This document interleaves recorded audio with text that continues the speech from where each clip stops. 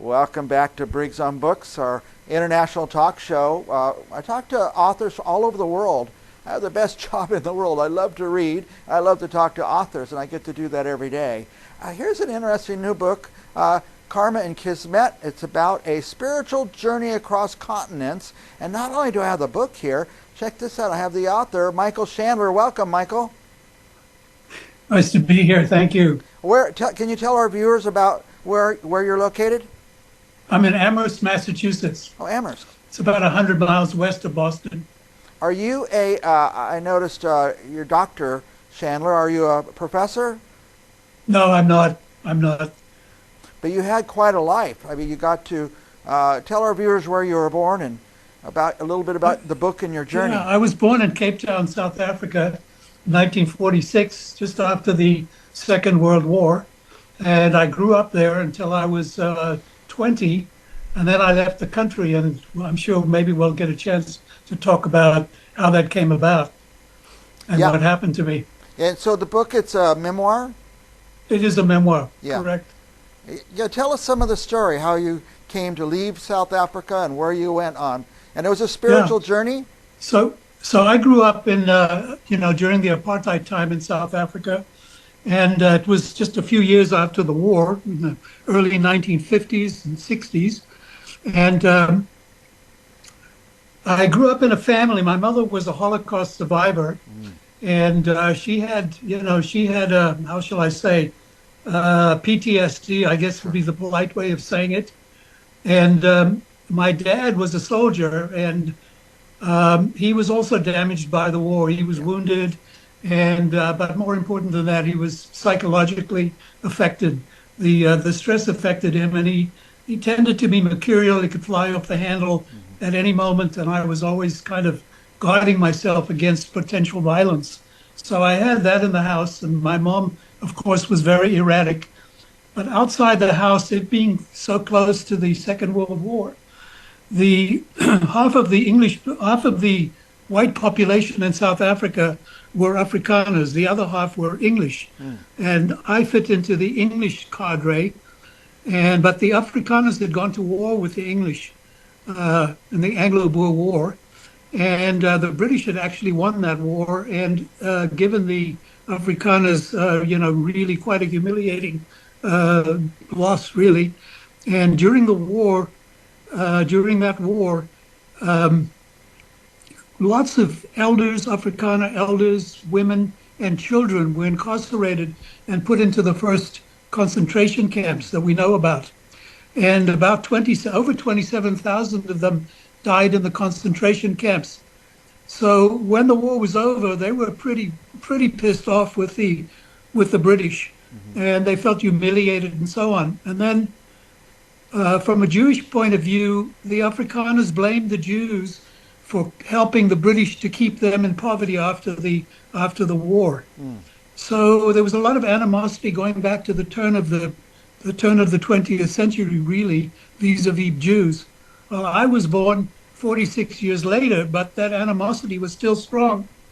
And in fact, before the Second World War, the Afrikaners in large numbers had joined Nazi movements in South Africa. They had the gray shirts, for example, which was the equivalent of the Nazi brown shirts in Germany and Austria.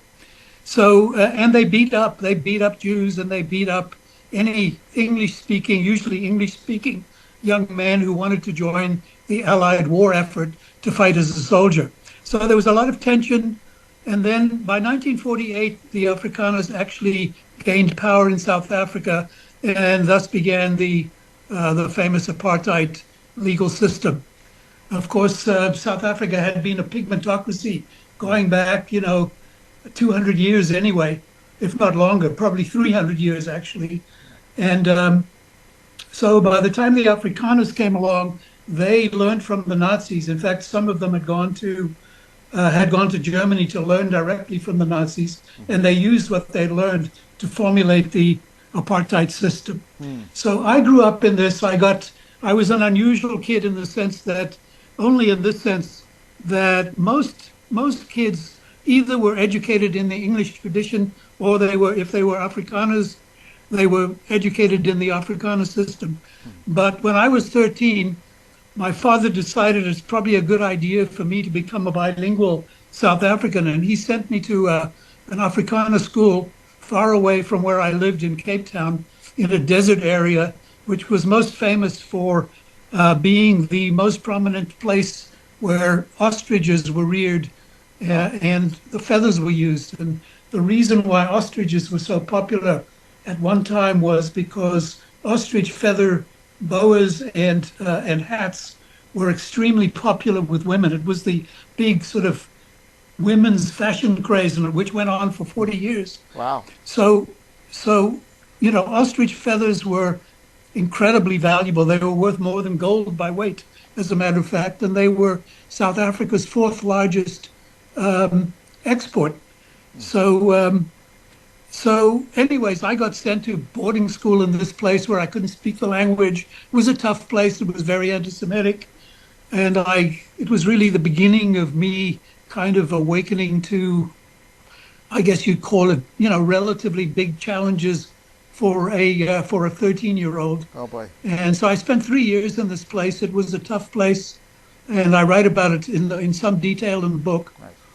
Then I went back to Cape Town, finished high school, matriculated, and 10 days later I was inducted into the South African Army. Oh boy. Where I really didn't want to be. I wasn't politically sophisticated, but I had an instinctive aversion, if you will, to the whole sort of system of apartheid, the narrowness, the kind of psychological conservativeness of the Afrikaners. And but anyways, I went back and finished high school, went immediately into the Army, and in the Army I was badly injured in another anti-Semitic incident. So by the time I was 19, I was really pretty fed up with South Africa. I felt like an outsider. I didn't feel much allegiance to the country. My parents' marriage was on the rock. It was pretty unhappy scene. And I won't go into too much detail about how bad it was. You'll just have to take my word that it was very bad. If you want to read the details, you got to read the book. Read the book, okay. So at that time, the war in Israel, the 1967 Six-Day War broke out. And I was so unhappy in South Africa. And when they called for volunteers, I was number 3 in line. I said, take me.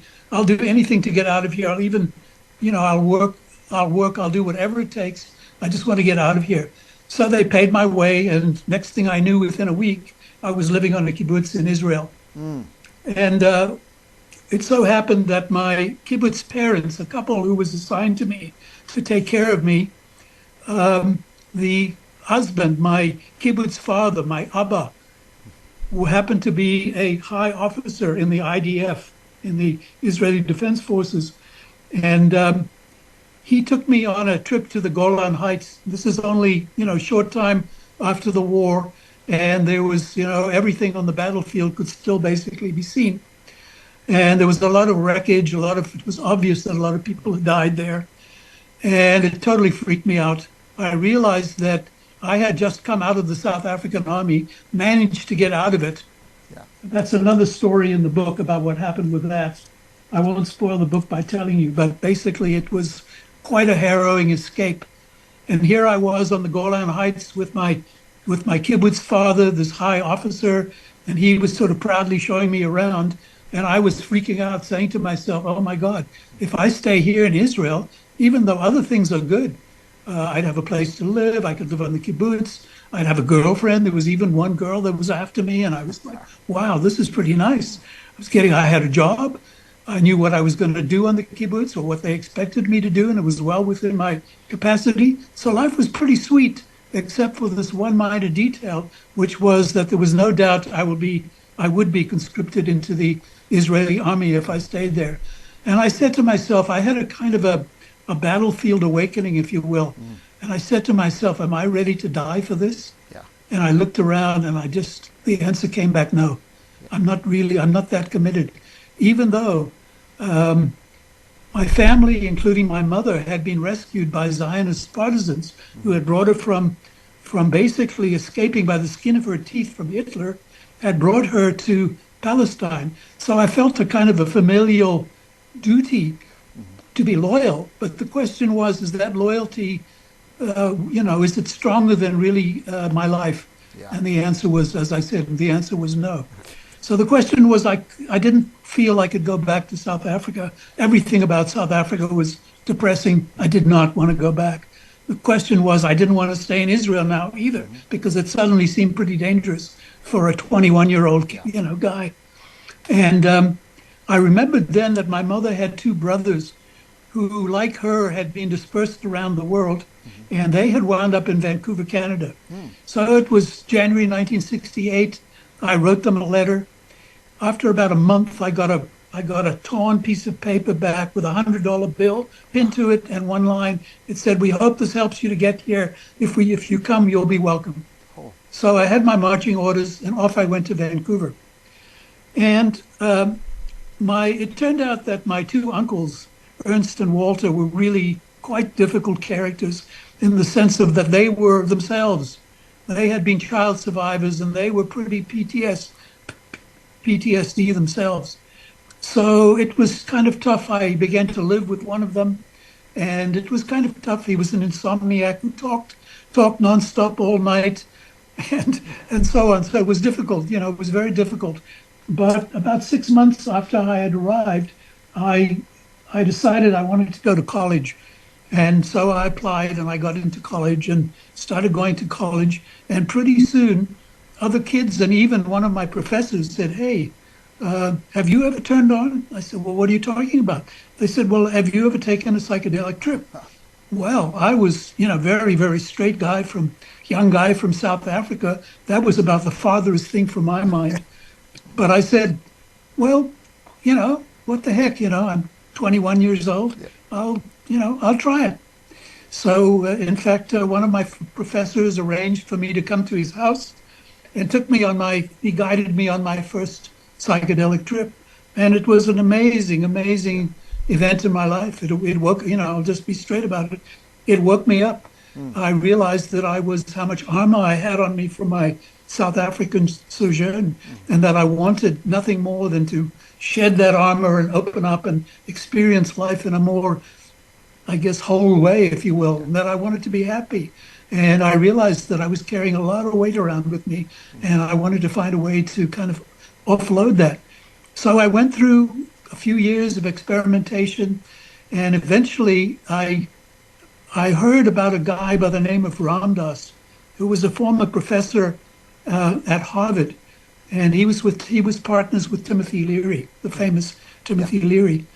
And I wrote him a letter, and I told him, I said, I've taken LSD and mescaline and magic mushrooms, and I feel like something spiritual has been awoken in me. Can you basically give me some guidance here? And so he wrote me a letter, and he said, at the time I was living in Montreal, he said, "Set up a talk for me and we'll meet, and during that time we'll have an opportunity to talk." Well, I set up a talk for him, two talks in fact, and it turned out that what I thought was going to be just sort of a modest crowd turned into this enormous turnout. Oh. And he said to me, he said, "Wow," he said, "you're really good at setting up these talks. Would you like to be my road manager?" Wow. So who am I to blow against the wind, so to speak? And so I became Ram Dass's road manager for a while. And he introduced me to his yogi teacher, who was a silent Himalayan monk. Huh. And I tried to get to India, but because of my South African passport, Yeah. I was not able to. They wouldn't give me a visa. But I found out that this silent yogi was coming to California. So I wrote to him, and he invited me down to California, and I met him at Sea Ranch, in fact. You might know Sea Ranch. And he was staying with the professor from University of California at Davis. And so began a relationship that went on for the next 10 years. Wow. And he introduced me to my wife, and we got married We had first one kid, then another. We co-founded, my wife and I co-founded this yoga community in Vancouver called Dharmasara that began to flourish. But after about 5 years of doing that, things kind of went sour, and we went to visit my wife's parents in Massachusetts. And basically, we decided not to go back to Vancouver.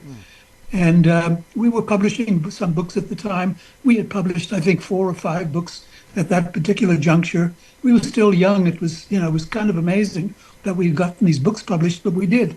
And not that we were making a lot of money, not by any means, not at all. But we had managed to get these books published. So we were sort of living as poor authors, if you will. And someone told us about Amherst. He said, you should go to Amherst. Amherst is a good place. They've got a good school system there for your child, and check out Amherst. So we did. And it turned out, yeah, it was a good school system. And we settled in Amherst. And one day I was walking shortly after we had arrived there. I was walking in a cemetery, and an old guy, he must have been well into his 70s, late 70s, I think, with glasses and looked kind of like a little owl, actually. He came up to me in the cemetery and he said, "You're new here, aren't you?" And I said, "Yeah, we just moved in a few weeks ago." And he said, "Yes, I've seen you." He says, "My name's Roy." He says, "I'm your next door neighbor." He says, "What do you do?" So I told him that we were, basically starving artists, starving authors, and we had a kid and so on. And he said, "Oh, I'd be very interested in looking at your books." So I went home. It was not far away, just a few hundred yards from the cemetery. And I got the book that I was most proud of, the Marriage and Family book. And I brought it to him and he took it. And a couple of days later, we met in the cemetery again. And he said, "Wow," he said, "I'm really impressed." He said, "Have you thought about going back to school?" And I said, "Oh, no, I'm not going back to school now." I had a year and a half of school, college, under my belt at that point. I said, "I can't imagine." I was 33. Can't imagine being with 19-year-olds. I just can't do it. I cannot even think of it. So he says, no. He says, "I'm thinking about graduate school." And he says, "I'm going to give the dean of the School of Education a phone call." So he gave her a phone call. Next thing I knew, I took the books that I had, a little pile of books, and I went to see the dean. And right away she said to me, "We'd like to offer you a teaching assistantship and entry into the master's program here. And if you do well, you can go on for a doctorate." So I was like, wow. Suddenly my life had taken a very radical change. Yeah. So I went on, I did the master's degree. I saw I could do it. I had tremendous, from my schooling in South Africa and from my general upbringing, the punitive nature of it, I had a very, very poor self-image. And I did not think that I was really, how shall I say, college or never mind graduate school material, but I kept doing really well, getting A's, and my teachers were like very impressed and all that. So I began to slowly, my self-image began to change, and eventually I got the doctorate. And on the morning that I actually got my doctorate, I had to get Form 10, it was called, had to be signed. Once that was signed, you were officially a doctor. So got Form 10 signed. I was now a doctor. I was over the moon with happiness, and I couldn't quite believe that this had happened to me, honestly, even though I had worked very, very hard for it. And I said, my dad, and I had been estranged from my dad for 16 years at that point. We hadn't had any contact. And so I decided I'll call him in South Africa and I'll just tell him, to heck with the formalities of the situation. I'll just tell him, and I know he'll be happy. So I called South Africa, and his secretary said, "Sorry, your dad's in the U.S. on a business trip."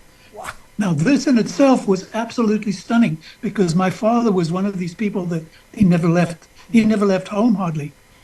So it was a real kind of one of these, I guess you'd call it Kismet moments, where the universe kind of intercedes in some way, and you're suddenly on a very different track.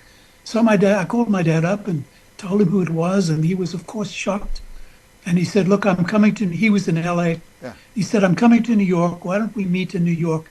And by then I had a 7-year-old, sorry, a 10-year-old and a 3-year-old. Mm. So, so we went down to New York. My wife, he had never met any of us except, of course, me. And we met my dad. And at one point, he was remarried.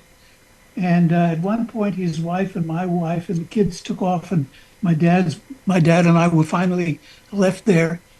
And I said to him, I said, you know, Dad, I've got a lot of sort of hang-ups about what happened when I was a kid. I want to talk to you about all of that.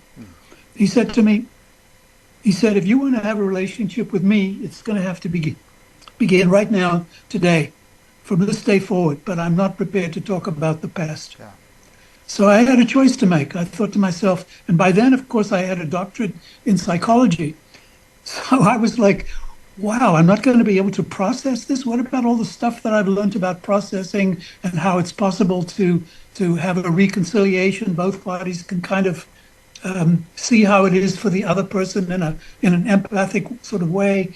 And, you know, we can sort of make peace and go on from there. I thought at least I would have some of that ritual, but no, I had no ritual. I had a decision to make that whatever issues I had, I would have to face myself in myself. And so began a 15-year journey with my dad. And it actually turned out to be, as adults, we got along very well. That's great. And he cared about me and he loved me. And he had been a pretty sick puppy when I was a kid. And now he was remarried, and the kids from the second marriage were in far better shape than I had been. And they reported to me that, you know, he was not the same man.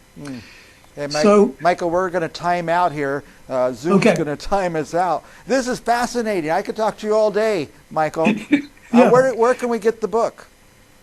You can get the book at Amazon, of course. Amazon, Barnes and Noble, Books A Million. And I feel like I haven't got the end of the story, but I'm going to go You to the haven't book. gotten the end of the story, but that's okay. I'm going to read the book and get to the end All of the right. story. And then I hope you could come on again. This is just fascinating. I have a million questions for you. You know, Yeah, all right. That would be going- great. living in Israel and all that, and ended up in Amherst, Massachusetts. What a tremendous story. Yeah. I'll give you a moment. I cut you off there. Any last thoughts you want to share with our viewers about the book, or anything you I want to think, talk you know, it's about? one, if I may just sort of brag a little bit here for a Sure. moment, it's won 7 awards, 7 literary awards, which I'm very gratified about, and gotten absolutely wonderful reviews. So I do encourage anybody that's curious out there, take a chance. It's a, you know, people have remarked that it's a very well-written book, if I say so myself. Yeah. Take a chance on it. It's an interesting story for sure, and it's a true story. True story, yes. Hard to believe it's all true, but that was a Yes. tremendous story. Michael, you honor us by coming on the show, and I hope you'll come back again and again. Certainly, certainly. And for our viewers, don't go anywhere. We'll be back with another author right after this.